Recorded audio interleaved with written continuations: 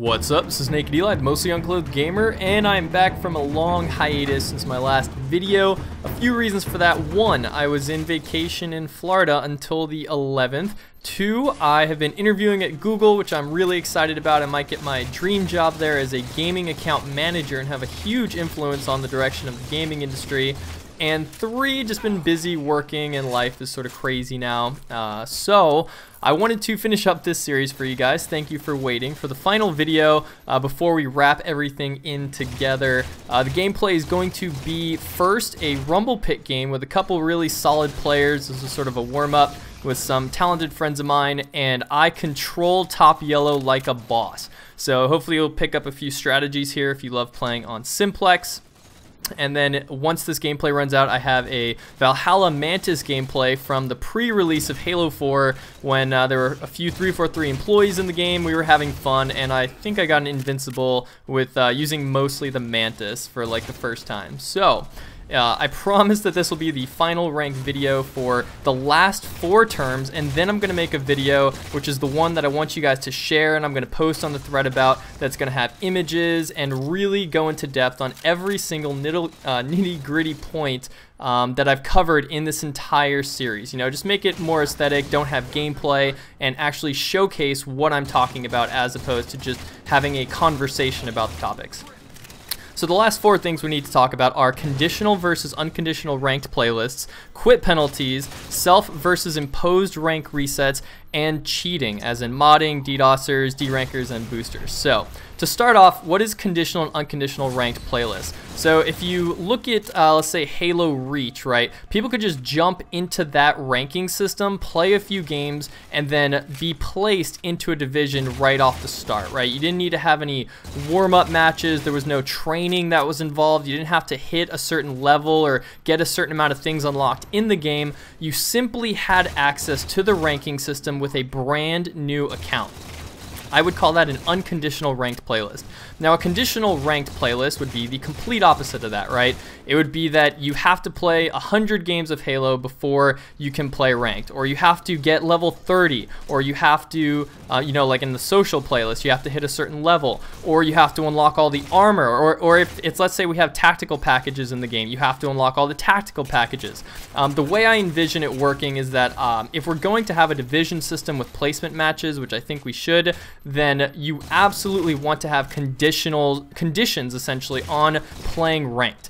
And the reason for that, there's actually a couple, is first that we have a balanced field if all players are on the same level going in, or at least have the same base experience with the game. So this is like you won't get random people on your team who have no idea what they're doing. You can know for a fact that your players have at least some, you know, maybe all the specializations unlocked, and that they definitely have an idea of the maps, the weapon placements, the strategy, how to shoot. You know, when you take out all these random variables, it makes the competitive gaming experience much more fun. And so I think that there should be conditions on ranked playlists. So there's one other point I wanted to make here, which was, oh yeah, in terms of cheaters, is that having conditions on playing ranked limits the effect that boosters have on your ranking environment. So boosters work so well in Halo 3 because they could get someone who just started a new account to a level 50 in as fast as 13 games, okay? If we put conditions on ranked that require a certain number of things unlocked or a certain level to play ranked, then not only are we harboring that competitive environment, but we're also limiting the effect that boosters can have, because they can't just bring a new account to the max rank in the game in a very short window of time, which is what they are supposed to do, right? So that's all I have to say about that. Moving on to quit penalties, I want to say that I hate quitters in games. It really just makes the whole game feel miserable. If it really, like, let's say you lose 2 guys on a team of 4, it's a 4v2, you lose map control, you get spawn killed the rest of the game. You know, 9 times out of 10. There's the occasional game when you win the 2v4, and that is really exciting, I will admit. I do enjoy those big comebacks and playing as the underdog in some games. But for the most part, I really just want a balanced game where it's either 4v4 or 6v6 or 8v8. And if someone is quitting constantly on their account, there needs to be a penalty. I'm not just saying that there needs to be something that, what's that called? There's like, in psychology, there's punishment. I'm saying there needs to be punishment, not just negative reinforcement or positive reinforcement. Obviously, you don't want to have that. But essentially what that means is that in Reach, people were not punished for quitting games. You would not be placed into like a certain luck thing that would give you 10,000 credits. But that wouldn't really have an effect on making players stop quitting. At least not in my experience. I'd go into BTB, my team would, you know, take map control, and immediately 4 guys on their team would quit out. And we would be stuck there playing an 8v4. That's no fun for us. That's no fun for the people left on their team. In, let's say, League of Legends, when people quit, so this is another way to look at it, is when people quit, they can't go into a new game until the old game is done.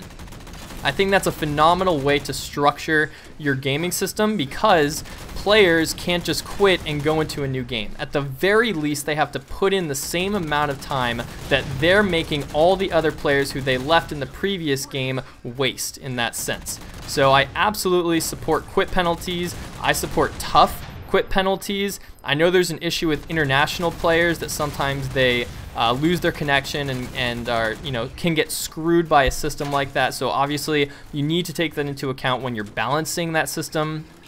But all in all, I think that people who quit enough absolutely should either lose rank, not be able to play a new game till the game's done, not be able to play a new game for 15 or 30 minutes, you know, just have a penalty, a punishment system so that the games go as they should and that players are rewarded for playing your game instead of just quitting out whenever they're at a disadvantage.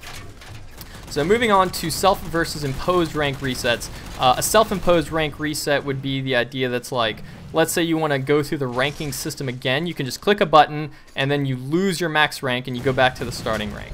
I want to say that I don't support this basically because it completely screws with the idea of a ranking system in the first place, which is to get players to play other players of their skill level. You don't want your game to be just high-level players destroying noobs and destroying low-level players or even casual players. That ruins their experience at the expense of your enjoyment. So I just don't believe in self-resets.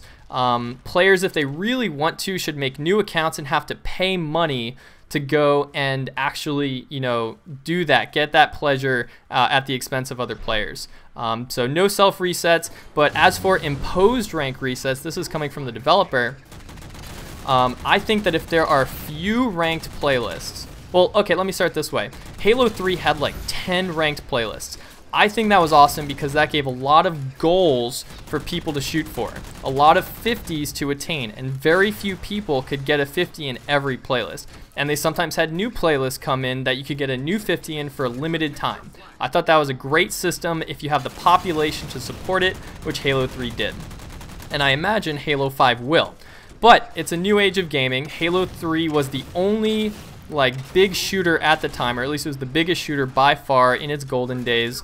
I understand that Halo 5 might have a ginormous population off the start, but then that population will fall off as other AAA titles come out, as people move between their favorite games, right? There's so many amazing AAA titles in the gaming industry nowadays that I don't expect everyone to simply just play Halo all the time as they did in the Halo 3 days, right? That's just being realistic in my opinion. So that said, if you're going to do this properly, I think there should be a few ranked playlists of your best game types, of whatever works best in your game as a system. Like, I think that Halo 4 and even Reach felt better in big team battle than they did in 4v4s. I just thought that 6v6 and 8v8 were more fun given the sandboxes, given the weapon types, given the way the vehicles worked. I enjoyed those game types more, whereas in Halo 3 I was definitely a 4v4 guy. I absolutely loved the small arena-sized gameplay style of that game. So anyways, you could have both. You could have 4v4, 8v8, 6v6, whatever. Pick a few of your most polished experiences in Halo 5, make those playlists, and if you want to do rank resets, which I recommend you do to help against rank lock and people getting bored being at max rank, you can do a rank reset every 6 to 12 months. I lead more towards the 12 months or once a year, similar to how some other popular titles do it. They have seasons. So it's like season 1 lasts for a full year. You can try to get to the max rank in the 3 or 4 game types. And then that's permanent on your player card, what you end with at the end of that year. And you could give people an emblem for getting to a certain rank, or show that off in some public way that allows that status symbol to continue to exist. And yeah, it just keeps the experience fresh. You could even tweak things in between seasons. If you want to tweak more things faster, you can obviously lower the season time, but don't do it like in Reach. I still think 3 months was too fast, like maybe 4 to 6 months minimum on your resets.